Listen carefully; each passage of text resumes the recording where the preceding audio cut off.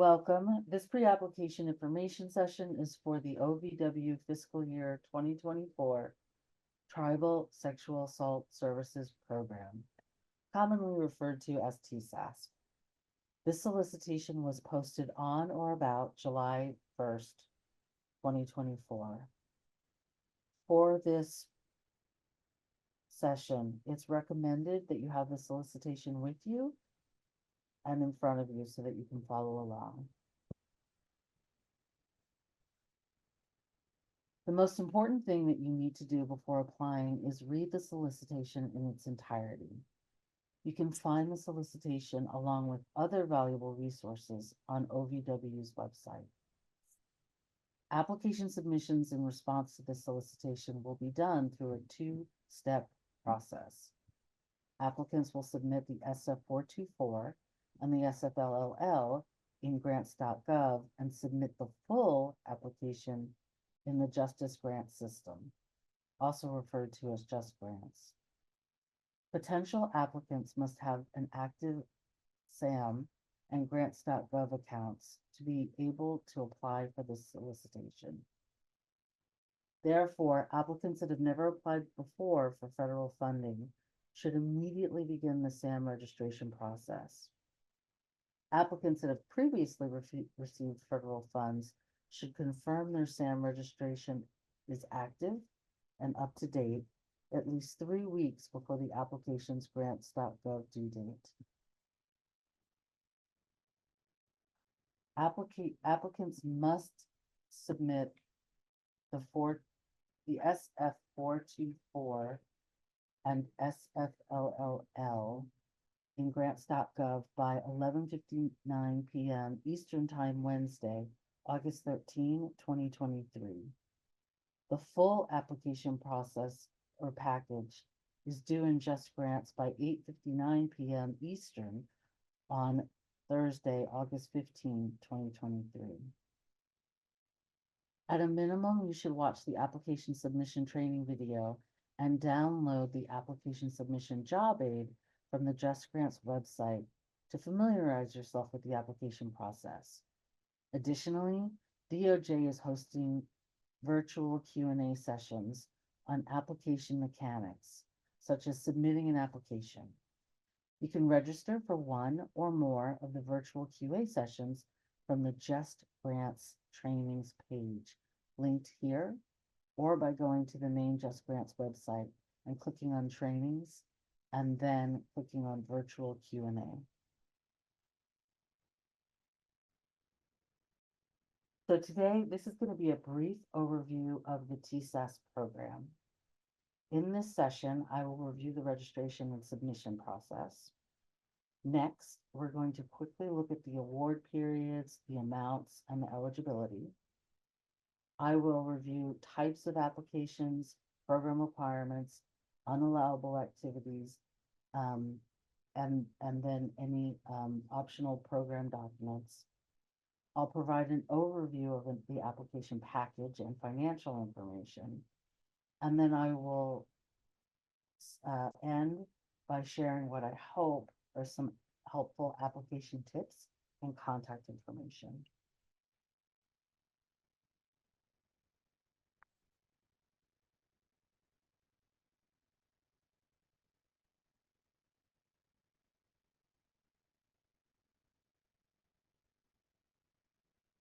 So let's start by talking about what is OVW's Tribal Sexual Assault Services Program, or TSASP. And if you're following along in the solicitation, this is on page 5. So TSASP supports efforts to create, maintain, and expand sustainable sexual assault services provided by tribes, tribal organizations, and nonprofit tribal organizations within Indian country and Alaska Native villages. TSASP supported projects provide intervention, advocacy, accompaniment, that means accompanying victims to court, medical facilities, or police departments. It provides support services and related assistance for adults, youth, and child victims of sexual assault, the non-offending family and household members of the victims, and those collaterally affected by the sexual assault.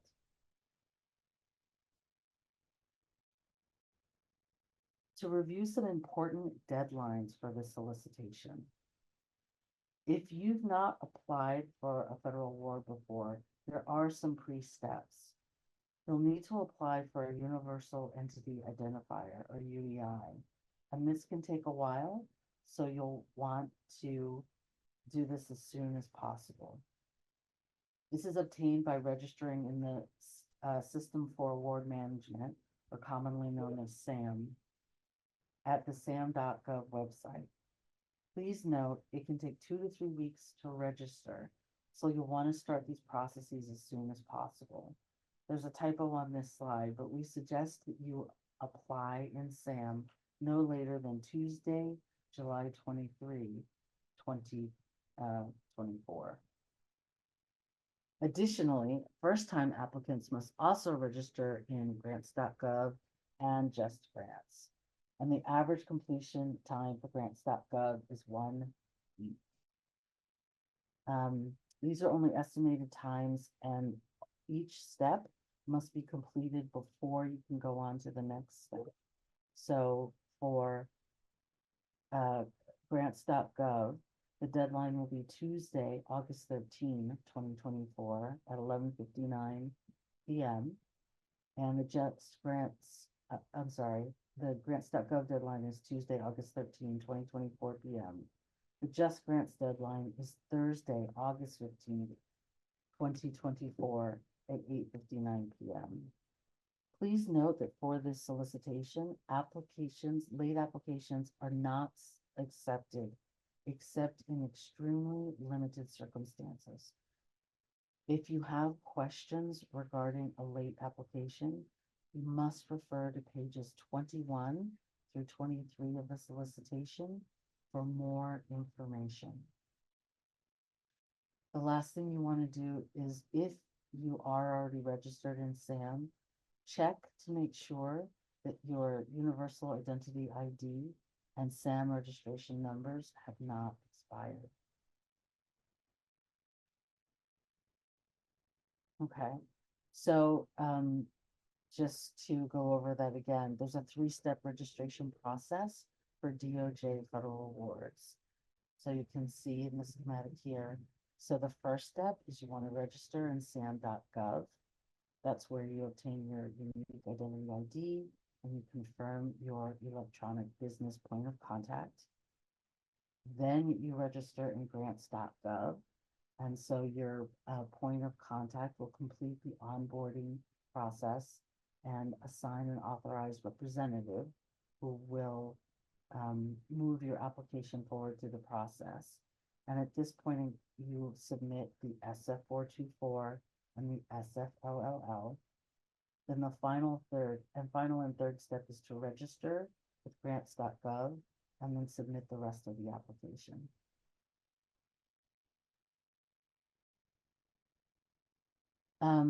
To aid you, there is a grants.gov, Just Grants training, excuse me.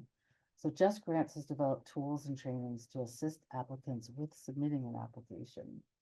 To access these, you can visit the Just Grants website and click on trainings, the trainings tab at the top. You'll scroll down the page and you'll view the training modules, and then the one you want to click on is circled in red with the arrow. It's the application submission module. So if you go to this page, this is a screenshot of what you should see when you're on the training page.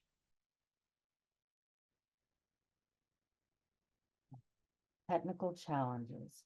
If you are having any difficulties uploading the solicitation, please go to pages 21 to 23. And then you'll see you can reach out to the respective agencies for help. So if you're having issues in grants.gov, reach out to grants.gov. If you're having issues in Just Grants, reach out to Just Grants. Please note, while you are reaching out to the respective agencies for help, continue to work on your application.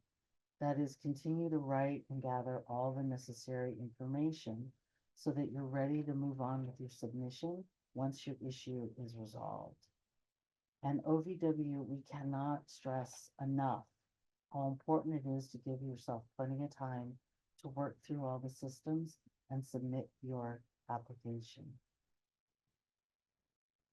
We'll go over some of the contact information for these two systems again at the end of the presentation.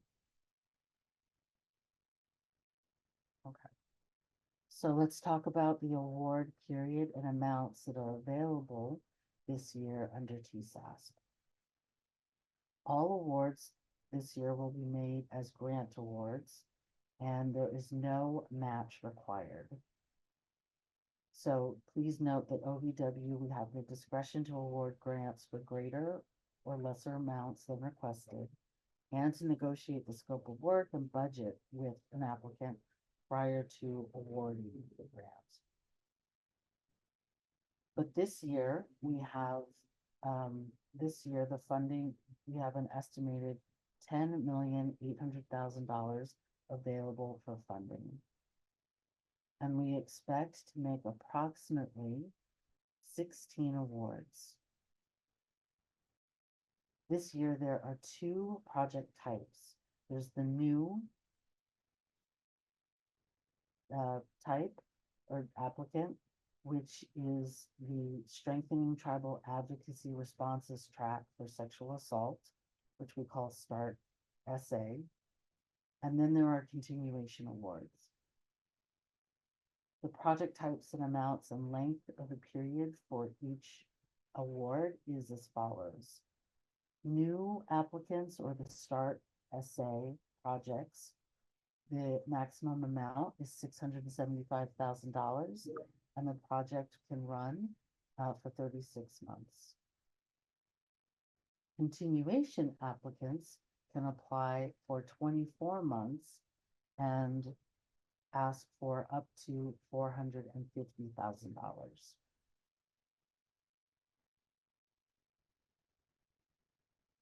So now let's review what types of, or who is eligible to apply for this award. So we have 4 categories of eligibility.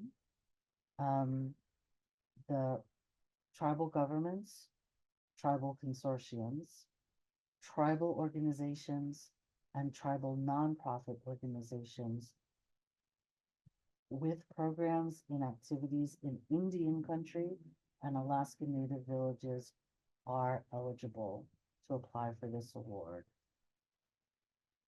When we say all programs and activities in Indian country and Alaska Native villages, this means the activities need to be in the on tribal lands or in Alaska Native villages.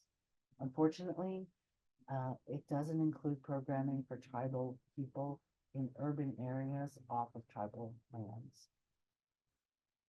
And this is an important note. Please be aware that as you're thinking about applying and you're thinking about your eligibility, and if you're a current grantee, if you have more than 50% of your funds, 50% or more remaining in the award as of March 31st of this year, or when that time period hit, you may not be considered for funding. Or if you apply, your funding may be reduced because you have so much remaining on the current award. If you are in this case, you might want to consider reaching out to OVW and asking about the likelihood of getting a continuation award, or asking if it's a good idea, if you should apply at this time.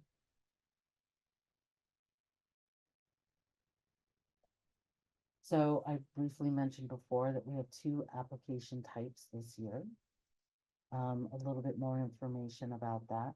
So we have the new applicants, or the START SA, and these will be groups or organizations or tribes that have never received funding under TSASP. Someone that is new to the program. Continuation applicants are those that have an existing or very recently closed award. That would be as of July of 2023.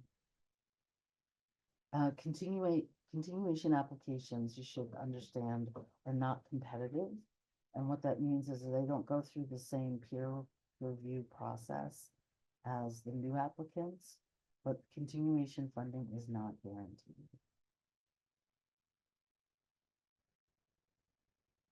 Okay, so more about TSASP and its purpose area.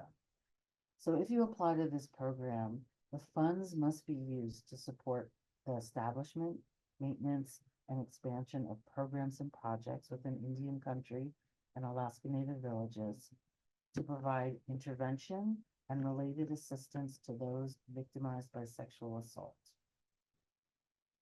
Note that while OVW's programs focus on crimes of domestic violence, dating violence, sexual assault, stalking, and sex trafficking, this program is focused on sexual assault only. And so what does that include? For this program, we look at intervention and related assistance for the sexual assault victim. And that intervention and related assistance includes things like a 24-hour hotline that provides crisis intervention services and referrals. It includes accompaniment and advocacy, and this is assisting a victim through the medical, criminal justice, and social support systems, including medical facilities, police departments, court proceedings. It also includes crisis intervention, which under sexual assault service programming means things like short-term individual and group support services. These are things that provide a victim with the opportunity to share and hear from other survivors. And it includes things such as individual and group therapy, holistic support services, as well as coordination to other services that may be needed.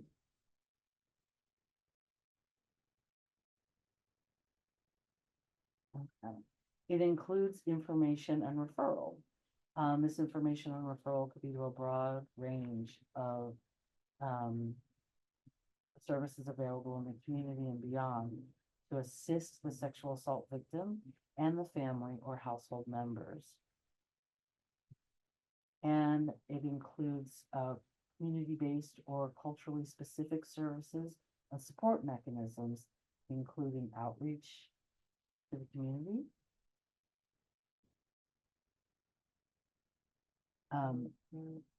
and information about activities. And then lastly, it includes the development and distribution of materials on any issues related to the services described in the previous points.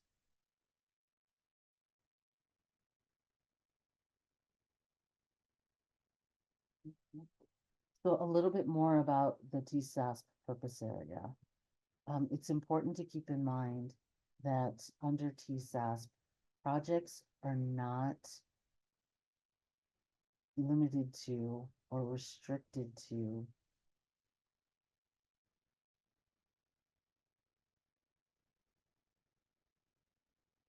not unless we stop.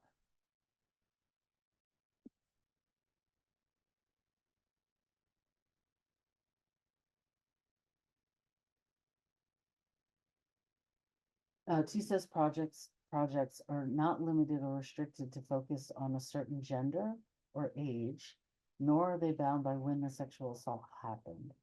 That means projects can provide services to women, girls, boys, and men, as well as children, youth, adults, and seniors. As you're preparing your project, please pay attention to what is and is not listed in the solicitation and what is out of scope. So to review some out of scope activities for TSASP, and these are on page 6 of the solicitation. This includes the following list: It includes research projects. It also includes activities focused on prevention efforts and public education, which includes things like bystander interventions, social norm campaigns, things like presentations on healthy relationships. Unfortunately, those are outside of the scope of TSASP. This is not a prevention related project. The focus is on the interventions and the assistance after an assault has occurred. Another area that's out of scope for this project are criminal justice related activities. So activities that go beyond advocacy, assisting a client through the legal system. So examples of what this might include is updating legal codes or funding law enforcement, funding prosecution, courts, conducting forensic interviews, hiring a sexual assault investigator. All of those are out of scope. Also out of scope is providing domestic violence or dating violence victim services that are unrelated to intimate partner sexual violence. Sexual assault forensic medical examiner programs are out of scope, although accompanying a victim through a safer sane is not.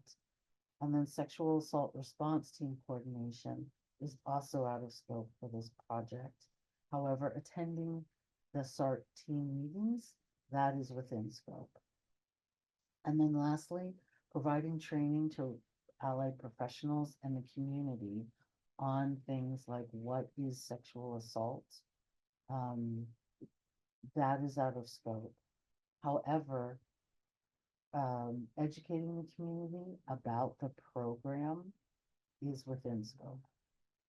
So just keep that in mind as you're writing your applications, and note that if your application proposes out of scope activities, points could be deducted from your application, or depending, it could be eliminated from consideration entirely.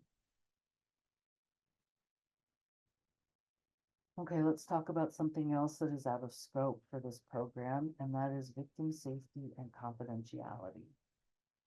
OVW does not fund activities that jeopardize victim safety, deter or prevent physical or emotional healing for victims, or allow offenders to escape responsibility for their actions. If you have questions on these activities, you can refer to the solicitation companion guide on the OVW website. It contains the full list of activities. And then TSAS specific activities that are out of scope include any procedures or policies that deny individuals access to services based on their relationship to the perpetrator. Any couples counseling, family counseling, or any other joint victim offender counseling as a routine or as a required response to the sexual assault, that's out of bounds. And then producing materials that are not tailored to the dynamics of sexual assault or to tribal communities, that would be out of scope and out of bounds for this framework. Okay. So we always like to share some of the post-award program requirements. These are activities that if you are granted an award, you will be expected to, and that you must participate in potentially. One is a potential. So OVW training and technical assistance, that is a must. We have certain providers that we work with. You'll be expected to attend at least one TSAS related conference per year. There's more that you may attend if you wish. And then depending, you may be required to work with them to bolster parts of your application. And then they're also available just to support you. There is performance reporting. Twice a year, you are required to submit progress reports, narrative progress reports, and 4 times a year, federal, finance reports. So that's a requirement. Depending, you could be asked to participate in a OVW related assessment or evaluation, but that is rare. New applicants in the START SA program will be required to go through an initial review, and a comprehensive assessment process that helps them identify the strengths and gaps of their community's responses to sexual assault. And once you've done that, you will work in consultation with an OVW designated technical assistance provider to help ensure that the services that you are going to be implementing are in line with the program. And then lastly, another requirement is that you provide direct sexual assault victim services. And these services are defined as the following. So there's a set of core sexual assault victim services that every program should be including at a minimum, and that includes those areas of intervention. So we're looking to see that you provide the advocacy and accompaniment through systems, that you provide information and referrals for anyone who reaches out to the program, that you try and support with counseling or referral to counseling, and that the services that you provide are not only for the victim, but for support for those collaterally affected by the victimization, including potentially the victim's non-offending family or household members. And then the victim services that you are expected to provide, they should be for a broad range of survivors.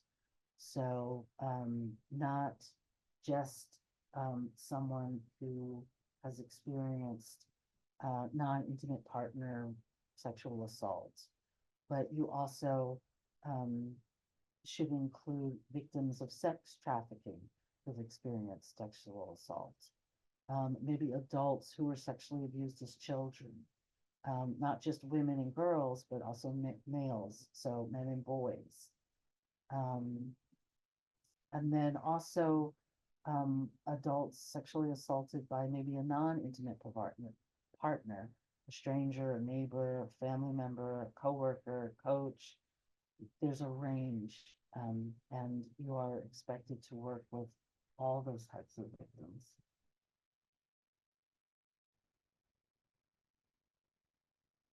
Okay, so now we're getting into a little bit of the nitty-gritty and the actual application information. So the following are major elements of the application and are required to be uploaded as attachments in Just Grants.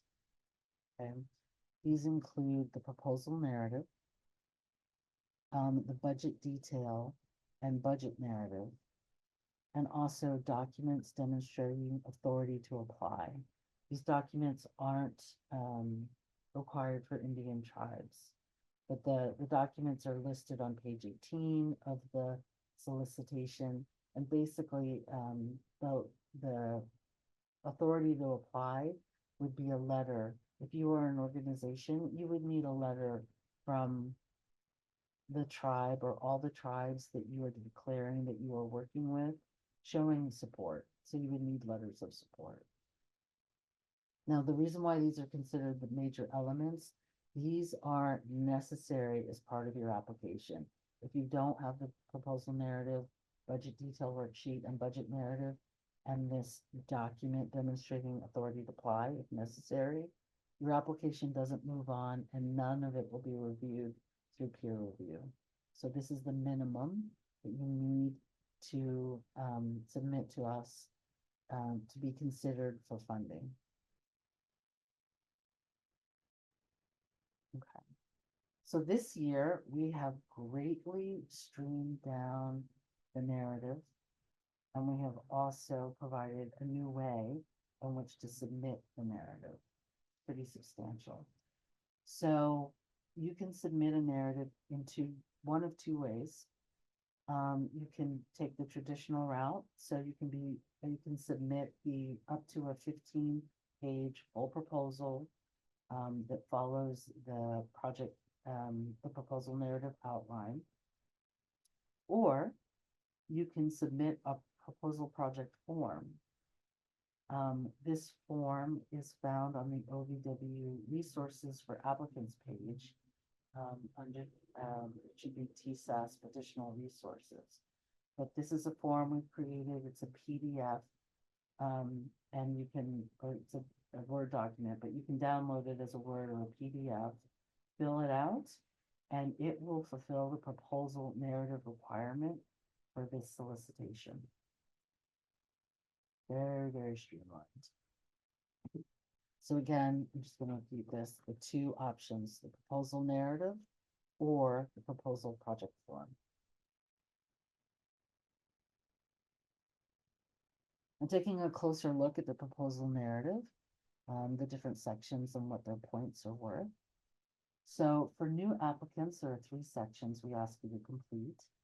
The first is the purpose of the proposal, worth 15 points.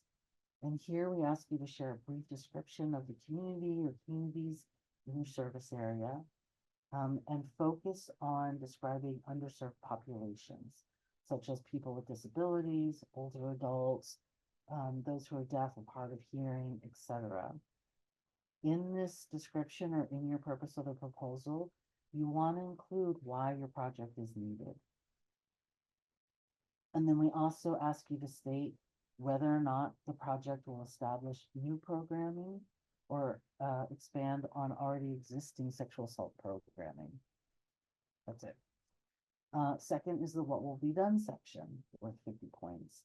And this is where we want to know what activities you're proposing to meet the needs that you discussed in your purpose section.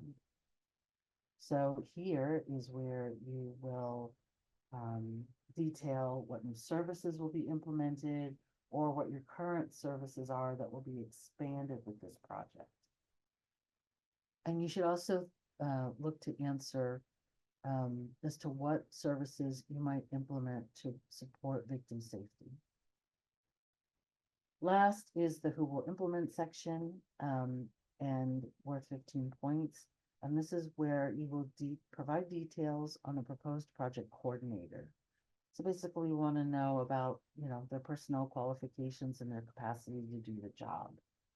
If you don't have a proposed project coordinator in mind, we'd love to see a job description that you might post to hire the coordinator. So that's the process for new applicants. For continuation applicants, the structure is similar. You fill out the purpose of the proposal section, you answer what will be done, and also who will implement the services. And there's, we want to know what services you'll continue, what areas you might expand. But because you are an existing grantee, you should be able to provide details of your project goals, your objectives, and your activities with a timeline. Okay. And then in the past, if your past project has not included or focused on accessibility issues, this time around with your continuation project, you're going to be required in this proposal narrative to speak to and propose some accessibility activities. And then when you're looking at this, the sections are on page 14, there's only a couple of questions under each section. So like I said, we've really streamlined the proposal this year. But some people like to use each question as a section header and respond to each question one-on-one. Although if you use the proposal project form, we've kind of done that for you. Okay, let's talk money, the budget detail worksheet and budget narrative. This information is on pages 15 through 18. So these are some high points. I'm not going to go through 3-4 pages um, of, detail. But, things to focus on include OVW required technical assistance and travel. You are required to set aside as part of your budget money for TA and for travel. For a new applicant, you're required to set aside $35,000 for new applicants who are in one of the 48 contiguous states, and 45,000 for applicants in Alaska. This is a set aside, and this set aside is for the entire time period. So new applicant for the entire 3 years or 36 months. You can break down the potential travel if you'd like, or you can simply write one line that is TA and travel, $35,000 or $45,000, whichever applies to you. For continuation applicants, because it's only going to be over 2 years or 24 months, the money is slightly reduced. So it's 25,000 for those in the lower 48 and 35,000 for those in Alaska. Please note, we expect to see some funds to address accessibility issues and needs. That's a requirement. Your budget will go through if you don't post them, but you will be asked to revise your budget. Other points, if you're going to be working with project partners, please include in your budget something to compensate them. We expect to see that.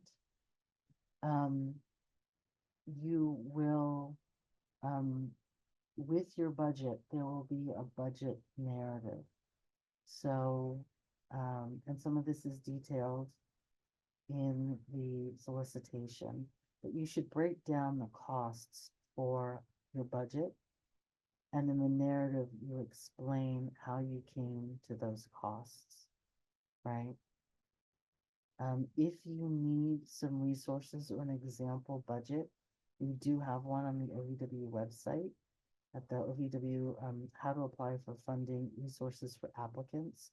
There's literally a sample budget that you can download and simply copy that structure for your budget.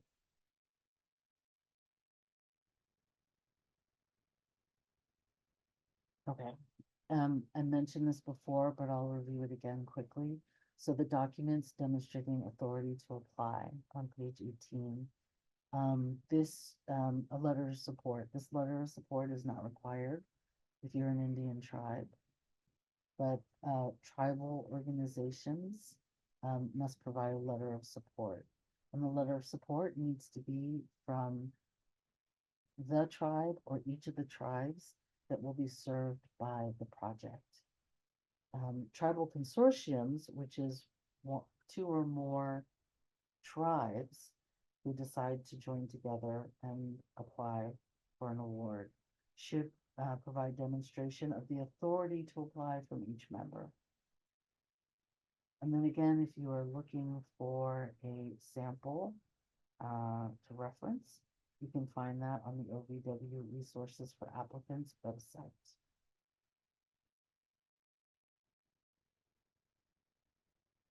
Okay.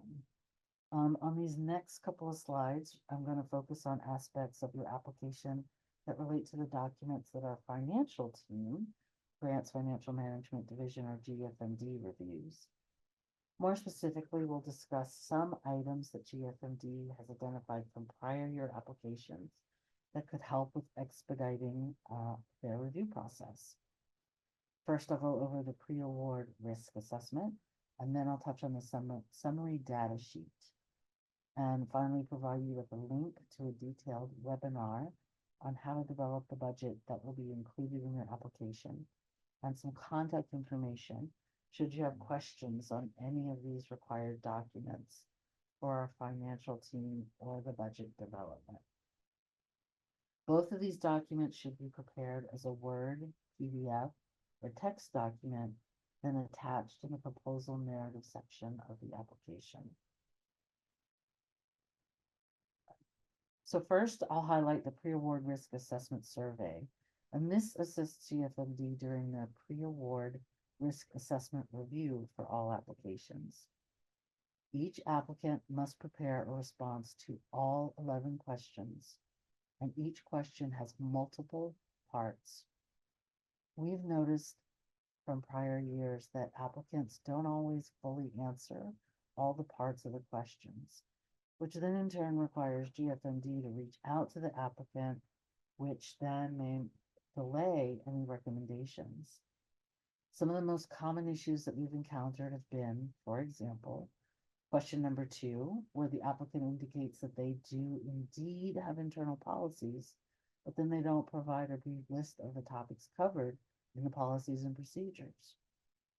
Another example of incomplete responses would be question 3, where the applicant does not provide a brief summary of the organization's process for tracking expenditures, and more specifically, whether or not it tracks budgeted versus actual expenditures.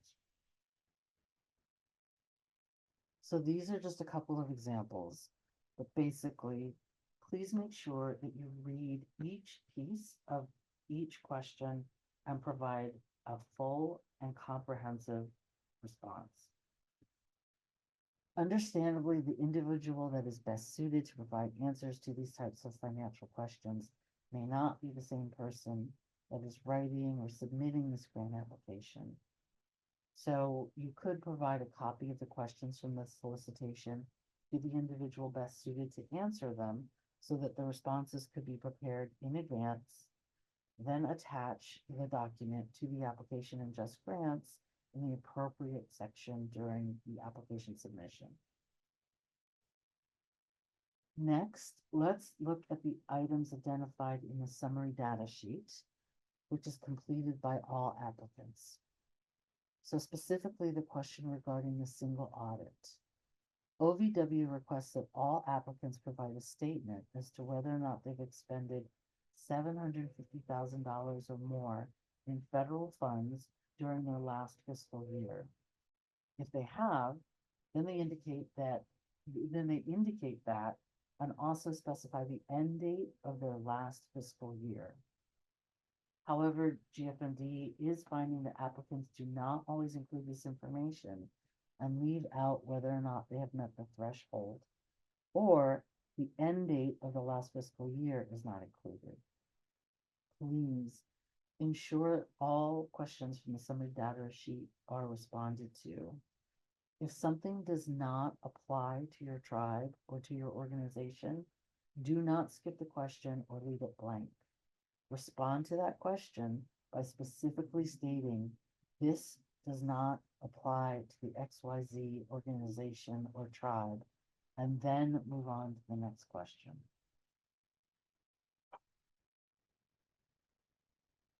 So more on the budget. Here, we are going to quickly highlight some resources that are available to help you create the budget to be submitted with the application. So GFMD has worked to develop a detailed webinar presentation on developing a budget to be submitted with all OVW applications. They did this because they want to help you reduce any challenges you may face with the budget and make it clear what they look for when they review your budget. This webinar provides some insights as to what OVW financial staff consider during their review. The webinar can be found at the link here, or you can find it under the budget information section on the OVW resources for applicants page. Additional financial resources you might find helpful are the uniform guidance, which can be found at 2 CFR 200, the DOJ financial guide, and of course this program solicitation. Lastly, the OVW applicant resource page has the solicitation companion guide, as well as sample budgets, budget narratives, and new this year, FY24 sample proposal narratives.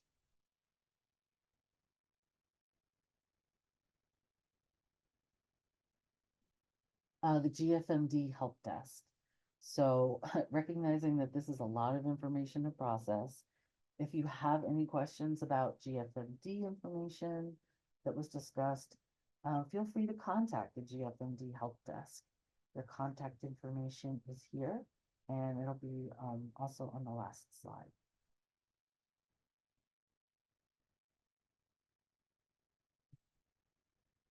All right, so now I'm just going to quickly go through some tips for submitting a strong and responsive application. Okay. So first, read the solicitation and read it in its entirety. I have not reviewed every section of the solicitation, so it's up to you to read it. And as I've mentioned, it's your responsibility to do so. Everything that needs to be included in or with your application is mentioned in the solicitation, including the supporting resources and the links that are referenced in the solicitation for you. As a reminder, for applications to be considered complete and move to the next review process, it's got to include those three components of the proposal narrative, a budget worksheet and narrative, and then if necessary, that letter of authority or the document demonstrating authority to apply, a letter of support. Any letters of authorization or letters of support that do not contain signatures are considered incomplete. So it must have a signature. If you, one thing that can be really helpful in guiding you through all the documents that should be or could be submitted is the application checklist, which is on page 27. And it's very, very helpful. So again, consider utilizing the application checklist on page 27. And then last, and this is, think about, and specifically for the continuation applicants, ensure that your project designs and your budgets account for accessibility issues. And those again are individuals with disabilities, this could be physical or cognitive disabilities, those who are deaf or hard of hearing, as well as people with limited English proficiency. We find that many of our applicants skip talking to this point or budgeting for this point, and they lose points on their applications because of this. A few more tips. Please plan ahead and give yourself time to develop your application. It could take a bit of time to gather all the signatures necessary for different documents, those demonstrating authority to apply. So give yourself the time. Also, you want to avoid the possibility of missing any of the submission deadlines. So if you can, submit your application as far in advance of the deadline as possible. We find that technical issues sometimes do arise, and the numbers of the individuals to seek assistance from at grants.gov and Just Grants increases on or near the submission date.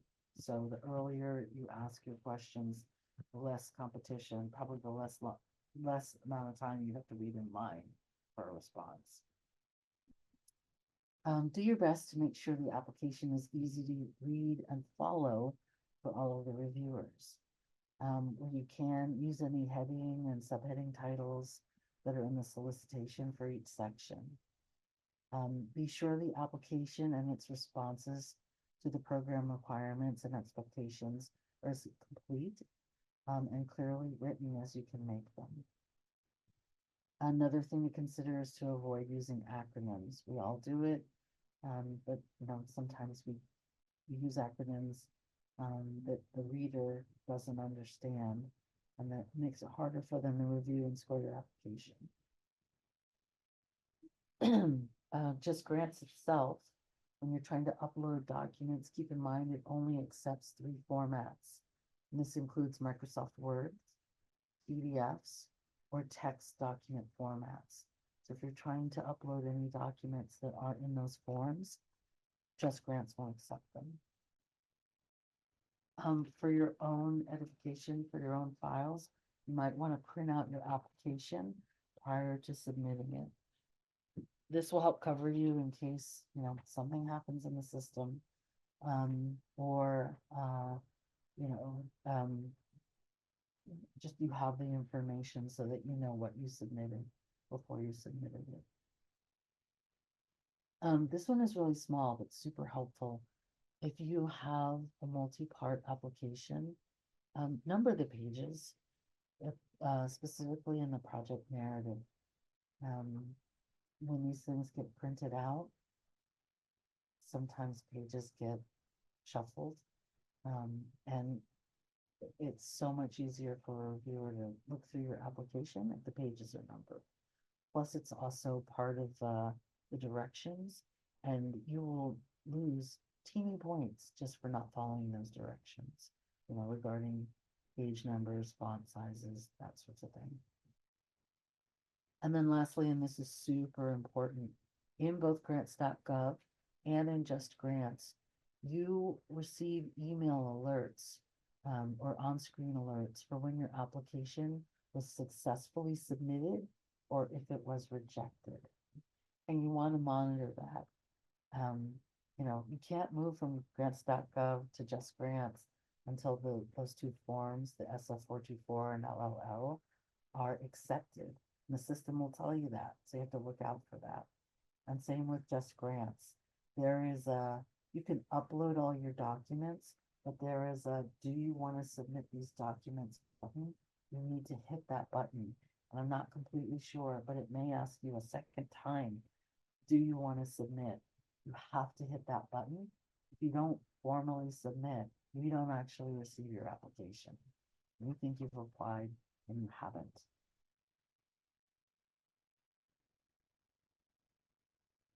Okay. And then the last thing is, related to those email alerts. If you are the POC, you are the point of contact who submitted the application, you want to monitor your inbox for these alerts, and also check out your spam folder as a just in case. There are times when your email system may not recognize the Just Grants email and put it in a funky folder. Okay, so that's it. Thank you so much for attending today. We hope you found this session helpful. And if you have any questions, please refer actually to slide 2.